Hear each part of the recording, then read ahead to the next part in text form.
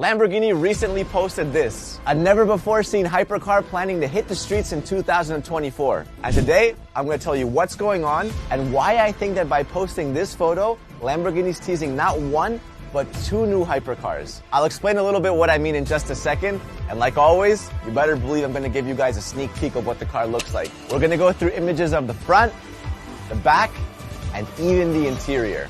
So let's get started. All right, so first let's check out Lamborghini's Instagram post. Got a little smoky, dramatic video teasing a front look of the car, and immediately you can see that it resembles another Lamborghini model, the Vision GT. In fact, it even appears to be the same color.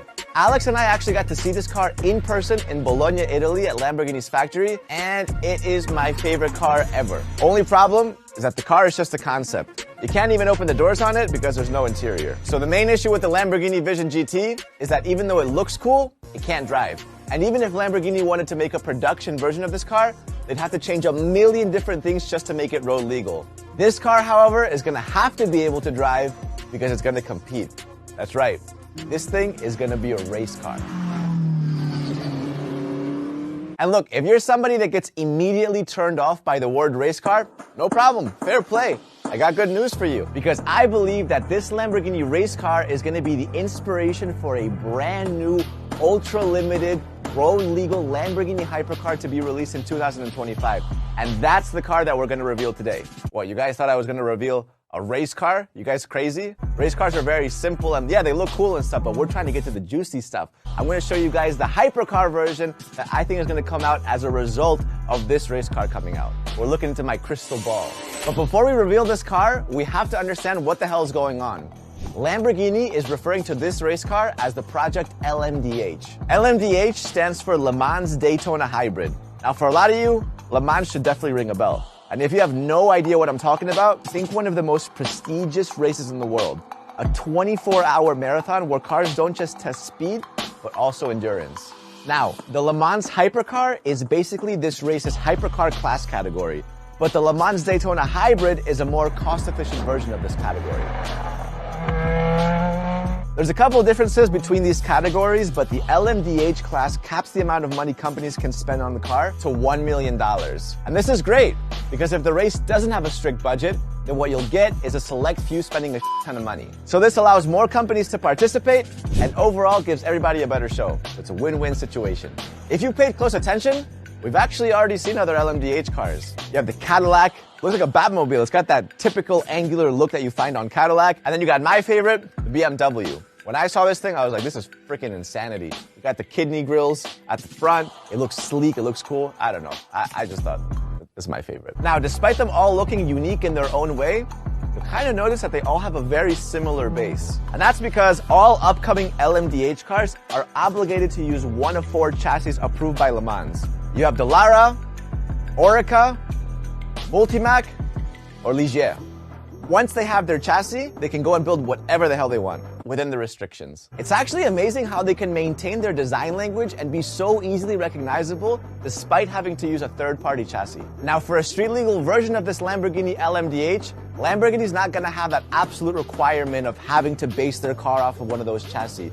So they're gonna be able to do whatever they want, and I think, of course, knowing Lamborghini, they're gonna make a much more balanced design overall. You know, those other chassis, they look pretty flat, they have that little bubble in the middle. Lamborghini will make things look more even, more beautiful, more aesthetic for the road. For the meantime though, what we do have is the Lamborghini LMDH, and it's gonna make its competitive racing debut in 2024 in both the IMSA Endurance Cup and the FIA World Endurance Championship. It's gonna have a V8 twin-turbo hybrid engine developed by the company's motorsport department.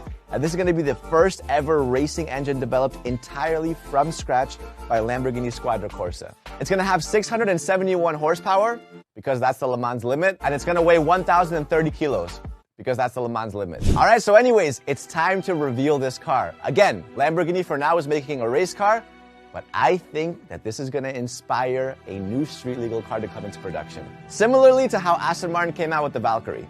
Look, I was taken on a joyride in a Valkyrie at Goodwood, and I can tell you right now, I completely understand the hype around that car. Being inside of the Valkyrie was unlike any other car I've ever been in. The car had so much power that it would literally accelerate in like steps because the traction couldn't handle the power. It was freaking crazy. Now, yes, the cabin was very, very small, borderline intimate, if we're getting real. But it's the only way of making something like that actually possible. Now, I know how proud the team over at Lamborghini is with their Lamborghini Vision GT, and rightly so. And seeing as they're finally going to bring something similar to it to life, it would only make sense for Lamborghini to go the extra step and make a road-legal LMDH-esque hypercar. So here it is. I've sat down with the designers, and with a little bit of imagination, we have a feeling that the day Lamborghini decides to build this car, it could look a little something like this. How incredible does this look? The first thing you'll notice is how similar it looks to the LMDH, but this time around, Lamborghini would be able to use their own chassis and not be limited to the restrictions that the LMDH body has. One of the first things that this naturally changes is that the car now becomes a two-seater instead of a one-seat race car. Yeah, you're going to be pretty squished together and it might not be super comfortable, but it's going to be a lot more fun than sitting by yourself with a radio in your helmet. Over at the front, you have these lights inspired by the Lamborghini Vision GT and Terzo Millennio. Super sick car. If you guys aren't aware of Terzo Millennio, highly recommend you watch it. Mrs. Supercar Blondie herself already reviewed it. Great video, great car. Go check it out if you haven't already. So that's where the inspiration of those lights are coming from. Over at the front splitter, you still have that iconic Lamborghini angled fin. You can even find that on the newest Lamborghini Urus Performante, by the way. Just looks cool. Just screams Lamborghini. The front splitter would probably also have active arrows to increase downforce. You also have a much more hollow underside of the car, as you can see on the open spaces next to the wheels and also on the sides of the car. Like if you peek your head, you'd be able to see right through the car. Again, like the Valkyrie. Overall, this would be an ultra lightweight hypercar focused on generating downforce, power, and of course, being a road legal race car. Of course, you'd get the center locking wheels, hood scoop on the roof, angular Lamborghini intakes behind the doors, and over on the back, a pretty tall spoiler. Speaking of the spoiler, let's head over to the back. Bam! Look at this. How sick is this spoiler? From the front, you couldn't really see it that well. From the back, you have this crazy split spoiler in like a huge Y shape. Now, this is not a new look for Lamborghini.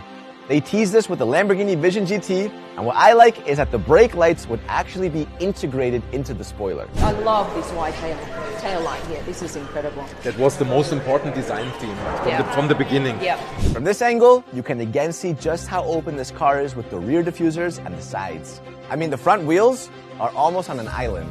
And if you look very closely, just behind the front wheels, you'll see the side view cameras. Now, this car would theoretically hit the streets in 2025, so hopefully by then, we can finally get legislation to approve side view cameras globally. Right now, you have all of these super cool cars like the Cadillac Celestiq, which are trying to throw side view cameras on there, but legislation won't approve it, so they have to replace them with normal mirrors. Now, before we go to the inside, I gotta say that the engine is super hard to predict on something like this because Lamborghini can go a million different ways. As of now, the most viable option would be a hybrid hitting over 1,000 horsepower. Of course, it would have the in-house Lamborghini Squadra Corsa engine for the LMDH, but without the Le Mans 671 horsepower limitation. All right, time to check out the interior. Here it is. Now, the first thing we can observe is that it's incredibly claustrophobic. Also, there's a very strong chance that the center console will not be a viable option. To be honest, the inside would have to be as simple and as functional as possible, so the center console that you see on this image would be considerably narrower than what you normally find in a Lamborghini. Just bear that in mind. Because even though it is a race car for the road, you still want to enjoy some tunes in there, enjoy it with a friend, have a little bit of an infotainment section. Now, in front of the driver's seat, you would have a Formula One inspired wheel, but highly simplified and designed to still look beautiful. Now, if you look closely, in the middle of the steering wheel is a screen, and this would display some of your more specific information. But of course, you could also deactivate it. Maybe less distractions. You'd have toggles on each side of the screen to look through your options, and your gauge cluster would still feel very Lamborghini-esque. So there it is. What do you guys think? What would you guys name the car? Like the video, subscribe to the channel. I'll see you guys next time.